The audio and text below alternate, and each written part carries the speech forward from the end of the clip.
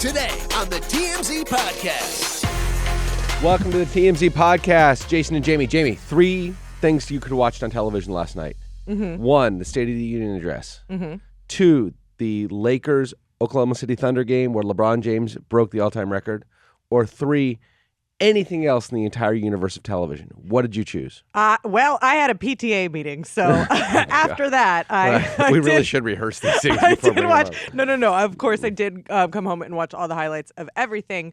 So I did actually see both. You had a much better experience. You actually got to. I was at the be game. at one. So I split tickets with a bunch of people. I get 10 seats, 10 games a year. We just happened to have the game against Wow. Oklahoma City last night, and we were obviously, it was in doubt whether he was going to break the record last night. LeBron was, and so we went to the game. He scored 36 points, and he needed to break it at the end of the third quarter. So it was never really that much in doubt.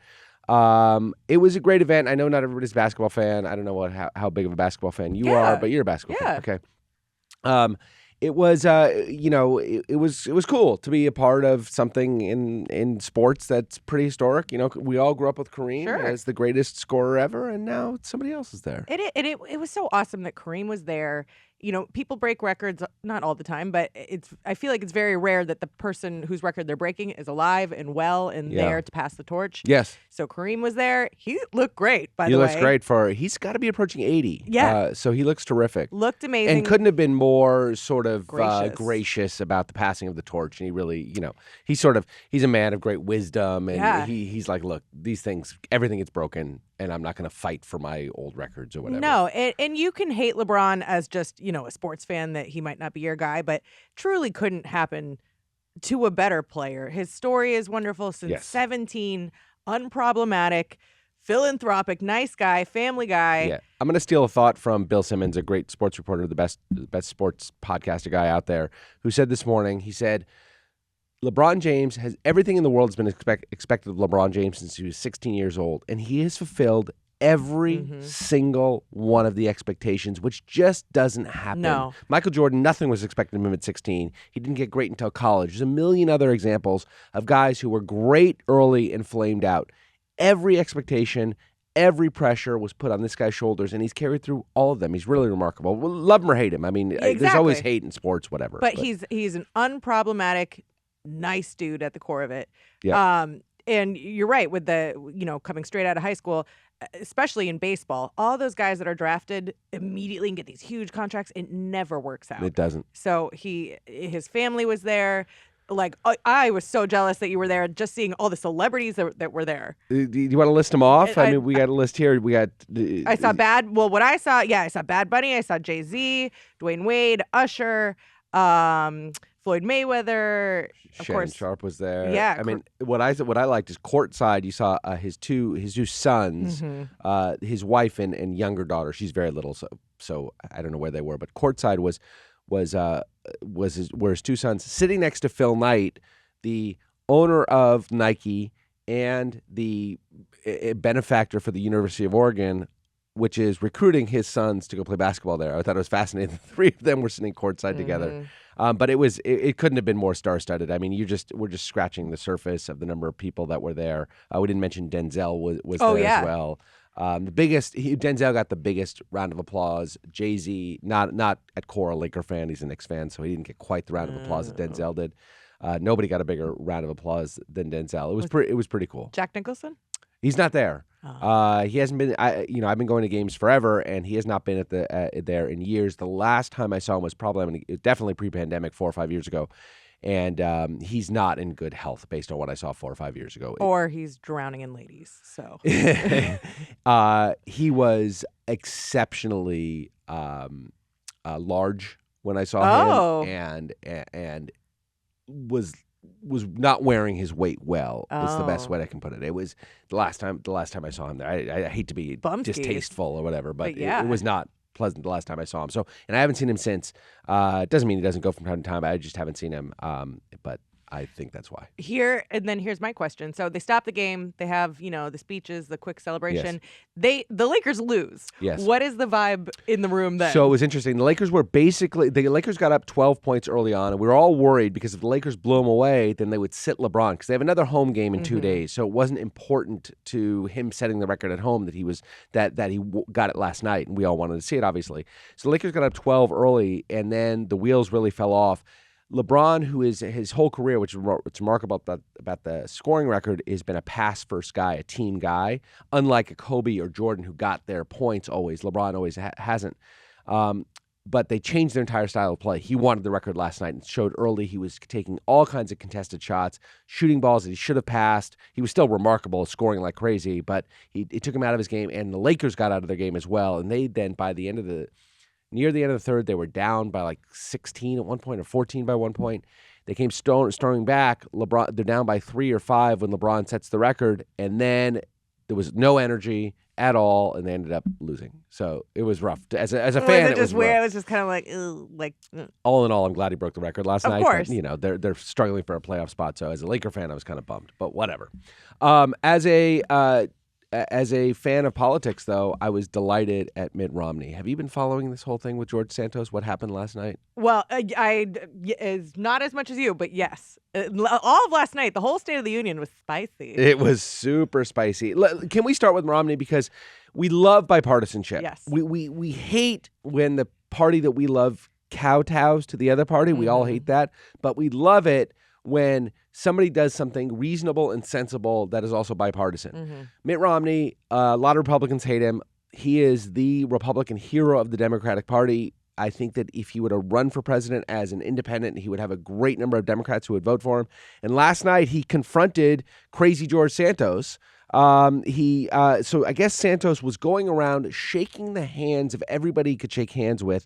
They all do this thing where they crowd around the president, everybody both sides of the aisle shake his hand.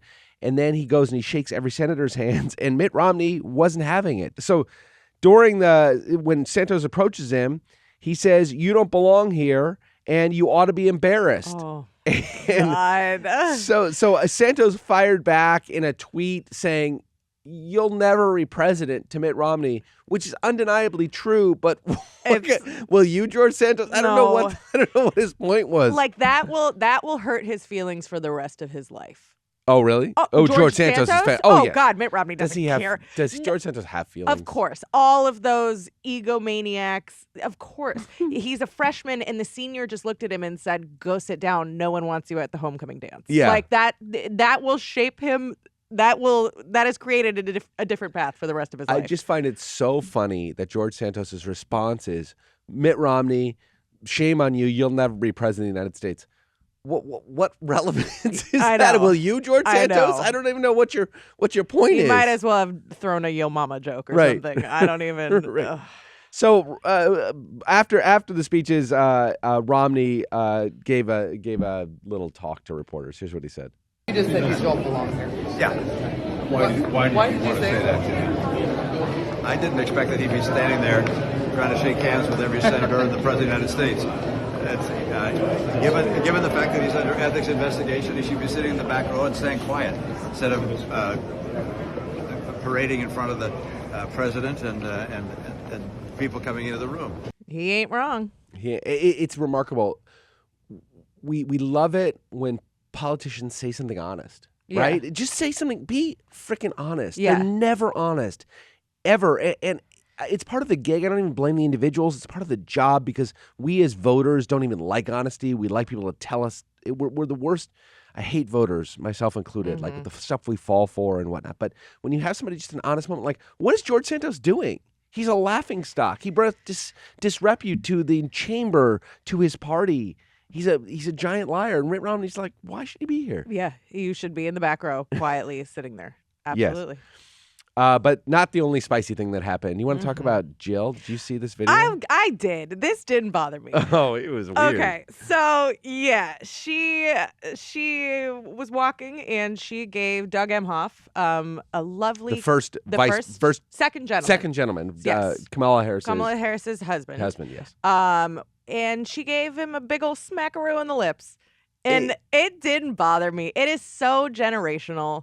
Are you a lip kisser? I am not. I come from a big family, and my in-laws, their family, are big lip kissers. Yeah. So you just get over it. Yes, I know lip kissers. I'm not a lip kisser, and my family is not. But I know lip kissers. It always takes me aback when people. It's jarring. Yeah, it's jarring. But That's the right word for because it. you're like, are we gonna make out? Like, I mean, look, Jill's. it seemed like this was not the first time. No, they have she's friends with everybody. Yes. I don't know about Joe and Kamala. I don't think they're very close. No, but I think Doug's friends with everybody too. But Doug's friends, they're right. Yeah. Doug and Jill are friends with everybody, and they clearly have an affection for one another. They both went in for that smooch knowing that they were going to kiss on the lips. Yes. But they also held it for Oh, a stop third it. of us. No. You watch the video. This was not a peck your cousin on the lips. This was a kiss and hold for a third. Now it's not Tom Brady and his son, but you saw that video, right? Yes, Tom but Brady that doesn't kissing his bother son me. for 4 seconds. I would kiss my kids until they were 50 if they let me. Smack on the lips and hold it. I would forever. If they let me do it, I would do You're it. a TB12 weirdo. Anyway. But I think the whole point is that there was a little linger because it was not the first time. I believe they do have a wonderful relationship. I don't think there's anything sexual. No. But I'm sure there's a full text thread that they talk shit to each other of can you believe Joe said that? Yeah, I know. Yeah. Kamala was on this one this morning. I think 1,000% they are in something that nobody can ever understand. They are the only two people that can relate. And I'm sure that they have a really strong relationship, friendship. Melania Trump can relate. Oh, please. When she was let out of her coffin every day. Yeah, Michelle sure. Obama can relate. Michelle can relate. Yes. Laura Bush, she can relate. Absolutely. These are first. One other thing that happened, so all decorum is gone in the chamber. It was full Parliament, heckling, yelling. Yes, which I don't hate if we're going to go that way, but to just do it on this one day. Marjorie Taylor Greene screamed out. Joe Biden's speech was fiery. It was combative. Yeah. It was not we need to all get along, kumbaya. Yes. It was definitely here are my policies, and here are the people standing in the way of my policies, and this is why the policies are good for the country, and anybody who stands in the way needs to get out of the way. But at one point, Marjorie Taylor Greene screams, from the rafters, liar. Well, it was interesting that Kevin McCarthy was basically the headmaster the whole time that was shh. Right. Shh. He never put his finger to his lips, but it was interesting that he really was trying to say hey, guys. Yeah, and Kevin McCarthy and Kamala Harris had a moment at the beginning that was seemed to have some warmth and affection to it, some collegiality, if nothing else. And he's being criticized from the right for being collegial with her, because he who is not my party member is my enemy. Mm-hmm. She who's not my party member is my enemy. And so he then tried to bring some decorum. Look, both parties are awful. I don't remember Democrats doing this kind of thing in the chamber to Donald Trump during his presidency, and certainly they felt very strongly about it. I hope Kevin McCarthy can put a stop to this, because this is not the first time this has happened to a Democratic president giving the State of the Union, and it's really, if we believe in decorum, we believe in it. If we don't believe in decorum and we just want it to be a free-for-all, then that's a different country. Well, and I'm sure Mitt Romney's pissing off Republicans again because he came out and he said he really is now America's father. He was saying how upset he was that where there was such a lack of decorum and where was it? There used to be. What is his path to the presidency? I don't know. I'm a lifelong Democrat. I would vote for Mitt Romney in a heartbeat. Isn't it crazy when you think about 15 years ago, Mitt Romney walking around calling his wife mother and us just teasing? Well, 2012, so 11 years ago, he was running against Barack Obama and lost to him, but he ran a decent campaign, but he was vilified by the left. And now I think he's held up as sort of, it's hard to say what happens if he actually runs for president, but I don't know what his path would be. He'd have to go as an independent. He'd never get a Republican nomination. He certainly wouldn't get a Democratic nomination. He'd have to run as a third party, which I think probably hands the presidency to the Republican, right? Because he and the Democrat would split non-core Republican votes. You don't think any Republicans would go with him? I think some would, but I think there's 40% of Republicans who are still hardcore Trump supporters. Yeah. And I have a tough time seeing them voting for Romney, regardless of who the Republican nominee is, voting for Romney. And if you take 40% and you split the rest, you just don't have enough. You just don't have enough to get him there, unless the Democrats put him up. But that would never happen. He'd have to be a Democrat, and he's refused ovations to do that. Well, I mean, we've come a long way in 12 years. Who knows? We have come a long way in 12 years. Who knows? Yeah. No, I would have thought that Donald Trump could never be president, and I was wrong about that. All right. But cool night in television. What happened on Housewives? Oh, I didn't watch Housewives. Oh, but you love the Housewives. I know. Well, actually, I did, but we'll talk about What happened at the PTA meeting? Oh, man. I was just kidding. All right, everybody. Have a good night. We'll see you tomorrow. Have a good day. Bye.